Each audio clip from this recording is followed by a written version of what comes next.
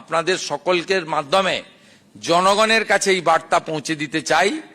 3 দিন প্রত্যেকটা ব্লকে এবং মিউনিসিপ্যালিটিতে, বড় ব্লকে 2 জায়গায়, ছোট ব্লকে 1 জায়গায়, বড় মিউনিসিপ্যালিটিতে 2 জায়গায়, ছোট মিউনিসিপ্যালিটিতে 1 জায়গায়, কলকাতা কর্পোরেশনের ক্ষেত্রে প্রত্যেকটি বোরোতে আমাদের জনকল্যাণ শিবির হচ্ছে 15, 16, 17, 3 দিন ব্যাপী। সেখানে ভারত সরকার মাননীয় প্রধানমন্ত্রীর নেতৃত্বে এবং রাজ্য সরকার একযোগে কি কি পরিষেবা জনগণকে দিতে পারে সেটা আমরা জনকল্যাণ শিবিরের মাধ্যমে করব।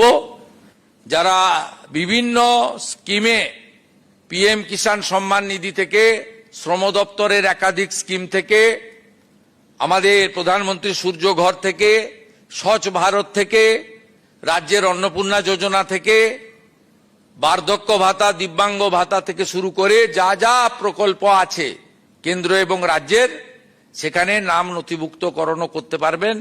এবং সেই কর্মসূচির ক্ষেত্রে আমরা বিস্তারিতভাবে তাদেরকে জানানোরও ব্যবস্থা নিয়েছি। আপনাদের সকলকে মাধ্যমে জনগণের কাছে এই বার্তা পৌঁছে দিতে চাই, যাতে জনগণের অংশগ্রহণ হয়।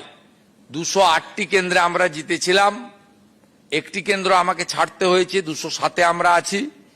তাই যে এলাকায় বিধায়ক নেই আমাদের দলের, সেই এলাকায় এই কর্মসূচি সফল করার ক্ষেত্রে, জনগণকে সঠিক তথ্য প্রদানের ক্ষেত্রে জেলা সভাপতি, মণ্ডল সভাপতিরা গুরুত্বপূর্ণ ভূমিকা নেবেন, এইটুকু অনুরোধ আপনাদের কাছে করব।